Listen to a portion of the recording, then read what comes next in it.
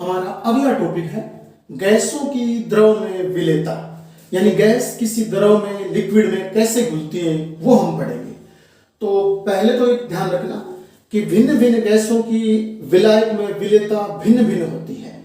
अलग अलग गैसें किसी विलायक में अलग अलग तरीके से घुलती हैं, उनकी विलेयता भिन्न भिन्न होती है। कुछ गैसें किसी विलायक में आपके अधिक घुल जाती हैं, तो कुछ गैसें वो किसी विलायक में कम मात्रा में घुलती हैं। जैसे O2 की बात कर लेते हैं, ऑक्सीजन जल में अपेक्षाकृत कम घुलती है अन्य गैसों की तुलना में। तो गैसों की जो विलेयता है द्रव में, उस विलेयता को अवशोषण गुणांक से समझाया जाता है। गैसों की जो विलेयता होती है, किसी द्रव में जो विलेयता होती है, उस विलेयता को अवशोषण गुणांक से हम परिभाषित करते हैं, समझाते हैं। तो अवशोषण गुणांक क्या होता है, यानी कि किसी गैस का वह ml आयतन, मिलीलीटर में किसी गैस का वह आयतन जो कि 1 ml जल में घुला हुआ हो। किसी गैस का ml में, मिलीलीटर में वह आयतन जो 1 ml जल में घुला हुआ हो, तो उसे उस गैस का अवशोषण गुणांक कहते हैं। आपको ध्यान में रखना है कि कोई गैस हम ले लेंगे, उस गैस का हम ml आयतन लेंगे, मिलीलीटर में कुछ आयतन ले लेंगे, और वो आयतन जब 1 ml जल में घुला हुआ हो तो उसे हम उस गैस का अवशोषण गुणांक बोलेंगे। ये सामान्य सी बात आपको ध्यान में रखनी है। और अवशोषण गुणांक के बाद अब हम इसमें पढ़ते हैं गैसों की विलेयता को प्रभावित करने वाले कारक। तो गैसों की विलेयता को प्रभावित करने वाले कारक, प्रभावित करने वाले कारक। तो जो फैक्टर हैं जो कि सॉल्युबिलिटी को अफेक्ट करते हैं, वो फैक्टर हम पढ़ रहे हैं। तो इसमें पहले 1 नंबर पर आप गैस की प्रकृति ले लीजिए, नेचर ऑफ गैस, कि गैस की प्रकृति होगी उस प्रकृति के अनुसार और वो किसी विलायक में विलय होगी, तो नेचर ऑफ गैस। तो देखिए, जो गैसें विलायक के साथ आसानी से क्रिया कर लेती हैं, या फिर यूं बोलूं विलायक के साथ आयनित हो जाती है, वे गैसें जो किसी विलायक के साथ आसानी से क्रिया कर लेती हैं, या यूं बोलूं कि विलायक के साथ और आयन बना लेती हैं या आसानी से क्रिया कर लेती हैं, तो ऐसी गैसें जल में अधिक विलय होती हैं। फॉर एग्जाम्पल, जैसे मैं बात करूं, NH3 है, जल में आसानी से घुल जाती है। क्यों? क्योंकि जल के साथ क्रिया करके, अर्थात विलायक के साथ क्रिया करके, और एक ऐसा आयन बना लेती है जो कि धनायन और ऋणायन के रूप में टूट जाता है। तो यानी ये बनाएगा आपके NH4OH, अमोनियम हाइड्रोक्साइड। जब जब आप अमोनिया को विलायक में डालोगे, अमोनिया शीघ्रतापूर्वक घुल जाएगी। क्यों? क्योंकि अमोनिया जल के साथ क्रिया करके और यहां एक ऐसा यौगिक बना लेती है, वो यौगिक आयनित हो जाता है, अर्थात आयनों में डिवाइड हो जाता है। तो ये कौन सा आयन यहां बनेगा वो लिख देता हूं। एक तो बन गया यहां पर NH4+ और एक OH-, अर्थात एक बन गया अमोनियम आयन और एक बन गया हाइड्रोक्साइड आयन। तो इस प्रकार से वो गैसें जो किसी विलायक के साथ शीघ्रता से क्रिया कर लेती है अथवा शीघ्रता से आयन बना लेती है, तो वो उस विलायक में अधिक विलय होती है, अधिक घुलनशील होती है। इसी प्रकार जैसे मैं HCl गैस की बात करूं, HCl गैस, इसको आप जल में डालोगे, विलायक में डालोगे, तो ये हाइड्रोनियम आयन बना लेगी। एक तो बना लेगी H3O+, इसे बोलते हैं हाइड्रोनियम आयन, हाइड्रोनियम आयन। और एक इसमें Cl- बन जाएगा। क्या बन जाएगा? Cl-। तो इस प्रकार से ये देखो शीघ्रतापूर्वक आयनित तो हो गई, आयनों में डिवाइड हो गई, तो ये भी आसानी से जल के साथ घुल जाएगी। इसी प्रकार आप अन्य एग्जाम्पल लो, जैसे SO2 है, SO2 गैसीय अवस्था में आप इसे विलायक में जल में डालिए और क्या बनाएगी, सल्फ्यूरस अम्ल बना देगी। सल्फ्यूरस अम्ल यानी सीधा जोड़ना है, आपको कुछ नहीं करना। H2SO3, तो H2SO3 सल्फ्यूरस अम्ल। देखिए एक होता है H2SO4 जिसे आप सल्फ्यूरिक अम्ल बोलते हो, एक होता है H2SO3 जिसे आप सल्फ्यूरस अम्ल कहते हो। यानी संयोजकता अधिक वाले के पीछे तो इक आता है, कम संयोजकता वाले के पीछे अस आता है। यहां 3 है तो अस यानी सल्फ्यूरस, और H2SO4 में 4 होता है तो सल्फ्यूरिक, तो यहां सल्फ्यूरस अम्ल बनता है। तो ये सारी की सारी गैसें और किसी विलायक में आसानी से विलय हो जाती है क्योंकि ये विलायक के साथ शीघ्रता से क्रिया कर लेती है अथवा विलायक में आयनित हो जाती है, और जो जितनी अधिक आयनित होगी या जितनी अधिक क्रिया करेगी विलायक के साथ वो शीघ्रता पूर्वक घुल जाएगी। तो ये गैसें विलायक में शीघ्रता पूर्वक घुल जाती है। इतनी सी बातें आपको ध्यान में रखनी है। और कुछ ऐसी गैसें हैं जो जिनका अवशोषण गुणांक मालूम है, जिन गैसों का अवशोषण गुणांक जितना अधिक होगा वो किसी विलायक में उतनी ही शीघ्रता पूर्वक घुलेगी। अगर इन्हीं में आपको मैं क्रम पूछ लूं कि कौन सी गैस और अपेक्षाकृत एक दूसरे की तुलना में शीघ्रता पूर्वक घुलेगी, तो हमें एक अवशोषण गुणांक का क्रम याद रखना है। उस अवशोषण गुणांक के क्रम के अनुसार हम बता देंगे कि इन गैसों में से ये गैस शीघ्रता पूर्वक जल में घुल जाएगी, और वो गैसों के अवशोषण गुणांक का जो क्रम है वो हमारे एग्जाम में 1 नंबर वाले प्रश्न में पूछा भी गया है। तो गैसों के अवशोषण गुणांक का क्रम, गैसों के अवशोषण गुणांक का क्रम, और वो क्रम याद रखना अवरोही क्रम है। घटता हुआ क्रम मैं आपको बता रहा हूं गैसों के अवशोषण गुणांक का। तो गैसों के अवशोषण गुणांक का अवरोही क्रम आप थोड़ा सा ध्यान में रखना। जैसे सबसे पहले आ जाएगी NH3, इसका अवशोषण गुणांक सबसे अधिक होता है। तो किसी अन्य गैस की तुलना में अमोनिया किसी विलायक में बहुत शीघ्र से घुल जाएगी, बहुत जल्दी घुल जाएगी, क्योंकि इसके अवशोषण गुणांक का मान उच्च होता है, हाई होता है। और अवशोषण गुणांक का मान जितना अधिक होगा वह उतनी शीघ्रता पूर्वक घुलेगी। उसके बाद में आती है HCl, उसके बाद में आती है SO2। इस प्रकार से आप थोड़ा ध्यान में रखना। SO2 के बाद आप H2S कर लेना, H2S के बाद आप CO2 कर लेना, और CO2 के बाद आप एथाइन कर लेना, C2H2 जिसे आप एथाइन बोलते हो, और एथाइन के बाद आप O2 और N2 लगा देना, O2 और N2। ये क्रम आपको याद रखना है। NH3, फिर उसके बाद में HCl, फिर SO2, फिर H2S, फिर CO2, फिर C2H2 जिसे आप एथाइन बोलते हो, एथाइन गैस, और फिर O2 और फिर N2। ये अवशोषण गुणांक का घटता क्रम है, और अवशोषण गुणांक सबसे अधिक अमोनिया का होता है, तो ये बहुत अधिक जल्दी घुल जाती है। अवशोषण गुणांक सबसे कम नाइट्रोजन का होता है, तो नाइट्रोजन धीरे घुलती है जल में, याद रखना। तो ये सामान्य सी बात आप और इस गैसों की प्रकृति में याद रखना। गैसों की विलेयता को प्रभावित करने वाले कारकों में हमारा अगला कारक है विलायक की प्रकृति। तो देखिए, विलायक अगर ध्रुवीय प्रकृति का होगा तो उसमें ध्रुवीय गैसें आसानी से घुलेंगी, और अगर विलायक अध्रुवीय प्रकृति का होगा तो उसमें अध्रुवीय गैसें वो आसानी से घुलेंगी। और हम पढ़ चुके एक सामान्य सी बात रसायन विज्ञान में कि समान समान को घोलता है, यानी जो ध्रुवीय पदार्थ है वो ध्रुवीय विलायकों में घुलनशील होते हैं, और जो अध्रुवीय विलायक हैं वो अध्रुवीय विलायकों में घुलनशील होते हैं। तो आपको ध्यान में रखना है। जैसे फॉर एग्जांपल बात करूं, मैं HCl की बात करता हूं, मैं HCl को मैं जल में मिलाऊंगा तो यही HCl शीघ्रता पूर्वक घुल जाएगी। लेकिन अगर इसी HCl गैस को मैं और आपके याद रखना बेंजीन में घुलूंगा तो ये नहीं घुल पाएगी। अगर मैं HCl गैस को जल में डालता हूं तो शीघ्रता पूर्वक घुल जाएगी, लेकिन इसी HCl गैस को मैं बेंजीन में डालता हूं तो नहीं घुलेगी।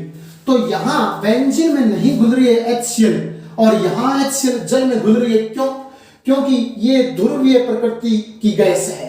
अर्थात इसमें दो ध्रुव है इस प्रकार से, H प्लस का Cl माइनस का दो ध्रुव बन गए, तो ये ध्रुवीय प्रकृति की है। इसी प्रकार जल को देखिए, जल की संरचना कुछ इस प्रकार की होती है, यूं इस प्रकार से। तो जल में O की विद्युत ऋणता H से अधिक होती है, तो O क्या करेगा, बंद इलेक्ट्रॉन को अपनी ओर खींचेगा, तो इस पर आंशिक ऋणावेश आ जाएगा और इस पर आंशिक धनावेश आ जाएगा। इसी प्रकार इस बंद इलेक्ट्रॉन को O अपनी ओर खींचेगा, तो आंशिक ऋणावेश और इस पर आंशिक धनावेश। तो बताइए दो ध्रुव बने कि नहीं, धनावेश है तो ऋणावेश है, तो विलायक भी ध्रुवीय हो गया और जो विलेय पदार्थ है वो भी ध्रुवीय हो गया। तो विलेय पदार्थ अगर ध्रुवीय है तो वो ध्रुवीय विलायकों में घुलनशील होगा। विलेय पदार्थ अगर ध्रुवीय प्रकृति का है तो वह ध्रुवीय विलायकों में ही घुलनशील होगा, और अगर ध्रुवीय पदार्थ आपके अध्रुवीय में आप डाल रहे हो तो नहीं घुलेगा, क्योंकि समान समान को घोलता है। तो याद रखना, और यहां बेंजीन में ये HCl नहीं घुली, क्योंकि HCl तो ध्रुवीय प्रकृति की थी और ये विलायक किस प्रकृति का, ये अध्रुवीय प्रकृति का था। तो अगर अध्रुवीय प्रकृति का विलायक है तो उसमें विलेय पदार्थ भी आप अध्रुवीय प्रकृति का ही डालिए, क्योंकि ध्रुवीय पदार्थ ध्रुवीय विलायकों में घुलनशील होते हैं, अध्रुवीय पदार्थ अध्रुवीय विलायकों में घुलनशील होते हैं। तो ये विलेयता के संबंध में थोड़ी सी बात आप ध्यान में रखना। तो विलायक की प्रकृति में हम इस प्रकार बता देंगे कि अगर विलायक ध्रुवीय प्रकृति का होता है तो वह अपने अंदर ध्रुवीय गैसों को आसानी से घोल लेता है, और अगर विलायक अध्रुवीय प्रकृति का होता है तो वे अपने अंदर अध्रुवीय गैसों को आसानी से घोल लेता है। ये सामान्य सी बात आप विलायक की प्रकृति के बारे में ध्यान में रखना। गैसों की विलेयता को प्रभावित करने वाले कारकों में अगला कारक है ताप का प्रभाव, यानी टेम्परेचर, इफेक्ट ऑफ टेम्परेचर। तो ताप बढ़ाने से, याद रखना, टेम्परेचर अगर आप बढ़ाओगे तो गैस की विलायक में विलेयता घटेगी। अगर आप टेम्परेचर बढ़ाते हो और किसी गैस को किसी विलायक में घोलना चाहते हो और टेम्परेचर बढ़ा रहे हो तो फिर वो गैस नहीं घुल पाएगी।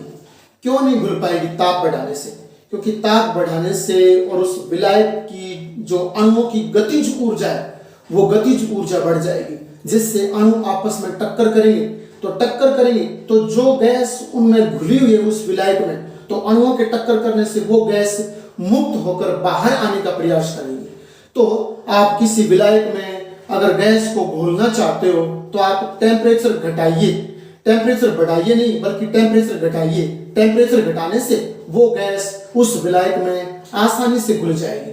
और अगर आप टेम्परेचर बढ़ा देते हो उस विलायक में जिसमें आप गैस घोल रहे हो विलेय के रूप में, और अगर आप उस विलायक का टेम्परेचर बढ़ा देते हो तो फिर वो गैस है वो उसमें नहीं घुल पाएगी। क्यों? क्योंकि विलायक के अणुओं की गतिज ऊर्जा बढ़ जाती है, और गतिज ऊर्जा बढ़ने से वो अणु आपस में बहुत अधिक संख्या में टक्करें करते हैं, और टक्कर करने से उनमें जो गैस थोड़ी बहुत मात्रा में घुली हुई है वो टक्कर करने से और बाहर आने का प्रयास करती है। तो किसी विलायक में अगर हमें विलेय के रूप में गैस को घोलना है तो आप उस विलायक का टेम्परेचर घटा दीजिए, घटाने से और वो गैस उस विलायक में आसानी से घुल जाएगी। अगर टेम्परेचर बढ़ा दोगे तो वो नहीं घुल पाएगी, गतिज ऊर्जा बढ़ जाने की वजह से। लेकिन एक बात याद रखना, दो गैसें होती हैं और प्रश्न पूछा भी गया है, एक H2 और एक हीलियम। इनकी विलेयता टेम्परेचर बढ़ाने पर बढ़ती है। सामान्यतः तो टेम्परेचर घटाया जाता है तब विलेयता बढ़ती है, लेकिन इन दो गैसों में पूरी केमिस्ट्री में याद रखना, हाइड्रोजन और हीलियम दो ऐसी गैसें हैं जिनकी विलेयता अगर आप बढ़ाना चाहते हो तो टेम्परेचर बढ़ाइए। औरों में तो टेम्परेचर घटाया जाता है और इनको घोलने के लिए टेम्परेचर याद रखना बढ़ाया जाता है।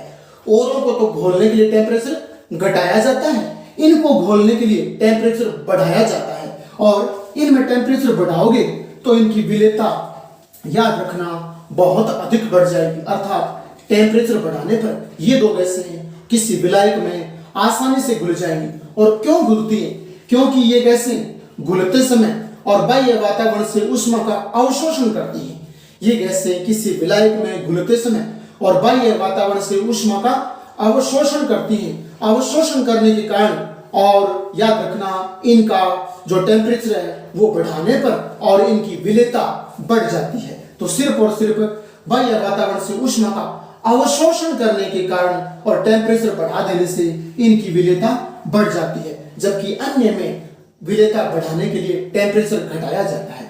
तो ये सामान्य सी दो बातें आप याद रखना। और फिर हम अगर नेक्स्ट बात करें तो दाब का प्रभाव, दाब का प्रभाव, effect of pressure, pressure, effect of pressure, दाब का प्रभाव। तो याद रखना दाब बढ़ाने पर गैसों की विलेयता बढ़ती है। अगर आप प्रेशर बढ़ा रहे हो विलायक पर और उसमें गैस घोल रहे हो तो उसकी विलेयता बढ़ जाएगी। और दाब के प्रभाव का अध्ययन एक वैज्ञानिक थे हेनरी, उन्होंने किया था। उन्होंने हमें समझाया किसी गैस को जब हम विलायक में घोलते हैं और विलायक में घोलते हैं तो ऊपर से दाब लगाते हैं, उस दाब का अध्ययन हेनरी ने किया था। ये बात थोड़ी सी आप ध्यान में रखना। और हेनरी ने एक नियम प्रतिपादित किया। उस नियम के अनुसार क्या था, स्थिर ताप पर, यानी टेम्परेचर आपको स्थिर रखना है कि स्थिर टेम्परेचर पर, और कोई विलायक आपने लिया है, जैसे एक पात्र में आपने ये विलायक भर लिया, एक पात्र में आपने ये विलायक भर लिया, इस प्रकार से जल भर लिया, यूं मान लीजिए प्रकृति में सबसे अच्छा विलायक जल है, आपने जल एक पात्र में भर लिया, ठीक है। तो इस विलायक के इकाई आयतन में, इकाई आयतन मान लीजिए जैसे ये वाला भाग है, मैं इतना भाग ले लेता हूं, इस विलायक का इतना भाग ले लेता हूं, ये इसका इकाई आयतन मान लेता हूं कि किसी विलायक के और इकाई आयतन में, और कोई आप गैस घोल रहे हो, जैसे यहां गैस घोल रहे हो आप इकाई आयतन में, तो कहता है कि इकाई आयतन में और विलेय गैस की मात्रा, यहां गैस घोल रहे हो, उस विलेय गैस की मात्रा और विलायक की सतह पर, ये विलायक है भरा हुआ, इस विलायक की सतह पर और जो गैस है वो दाब लगा रही है, उस दाब के समानुपाती होती है।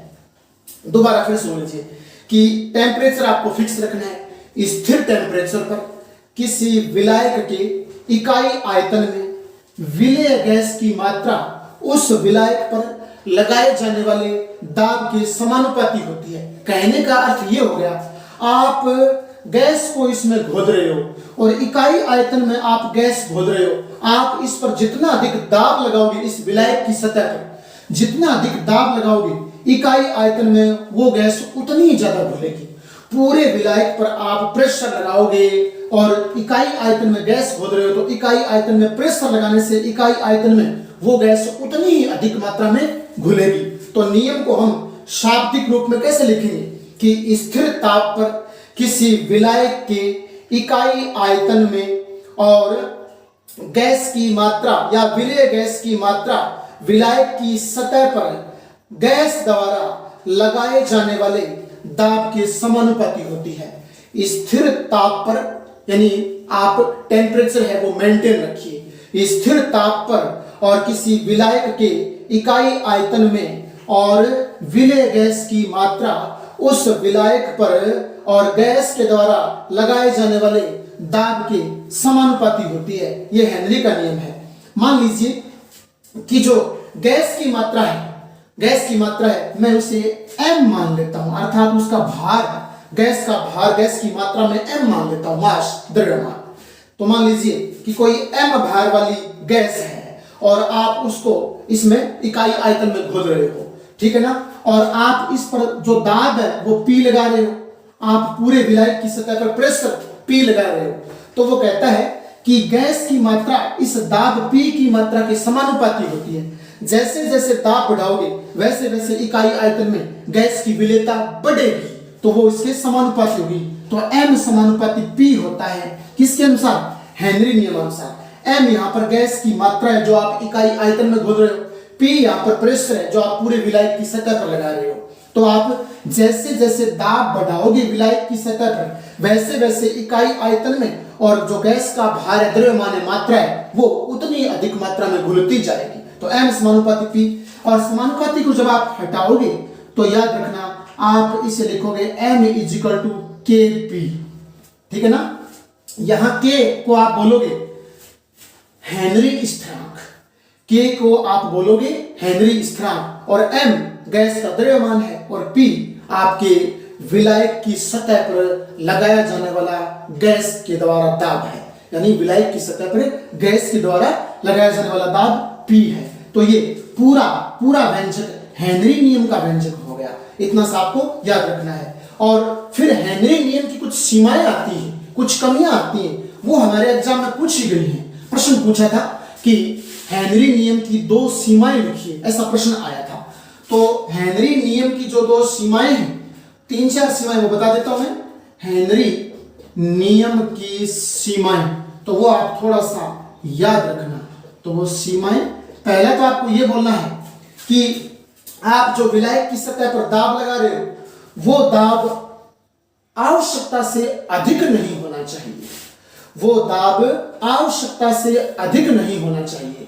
यानी कहने का अर्थ वो परिस्थितियों के अनुकूल ना ज्यादा और ना कम ऐसा होना चाहिए। तो फिर मैं दूसरे शब्दों में यूं कह सकता हूं कि दाब का मान विलायक की सतह पर गैस के द्वारा लगाया जाने वाला दाब है, उसका मान अधिक नहीं होना चाहिए। दाब का मान अधिक नहीं होना चाहिए। विलायक की सतह पर गैस के द्वारा लगाया जाने वाला दाब है, उसका मान अधिक नहीं होना चाहिए। तो मतलब फिर एक प्रकार से यूं बोल देंगे, फिर कम ही होना चाहिए, यानी अधिक नहीं होना चाहिए। एक नंबर तो ये हो गया, विलायक की सतह पर गैस के द्वारा लगाया गया दाब अधिक नहीं होना चाहिए। दूसरा आप टेम्परेचर बना लेना। दूसरा बिंदु आप टेम्परेचर का ले लेना। पहला दाब का लिया, दूसरा टेम्परेचर का, कि टेम्परेचर है वो अधिक नहीं होना चाहिए। कि टेम्परेचर यानी जब आप किसी विलायक में किसी गैस को घोल रहे हो, उन परिस्थितियों में और संपूर्ण जो प्रक्रम है, जो सिस्टम है, उसका टेम्परेचर आप ध्यान रखना कम नहीं होना चाहिए। यानी कहने का अर्थ है अधिक तो हो सकता है टेम्परेचर, लेकिन कम नहीं होना चाहिए। तो टेम्परेचर कम नहीं होना चाहिए, टेम्परेचर आप थोड़ा अधिक ही रखना परिस्थितियों के अनुकूल। फिर हम विलेयता की बात कर लेते हैं। विलेयता, और याद रखना आप गैस को इसके इकाई आयतन में घोल रहे हो, तो विलेयता यानी गैस की विलेयता है वो अपेक्षाकृत कम होनी चाहिए। गैस की विलेयता अपेक्षाकृत कम होनी चाहिए। यानी विलायक के इकाई आयतन में विलय की जाने वाली गैस की विलेयता कम होनी चाहिए। तो इस प्रकार से ये हेनरी नियम की सीमाएं हमारे एग्जाम में पूछी गई, आप याद रखना।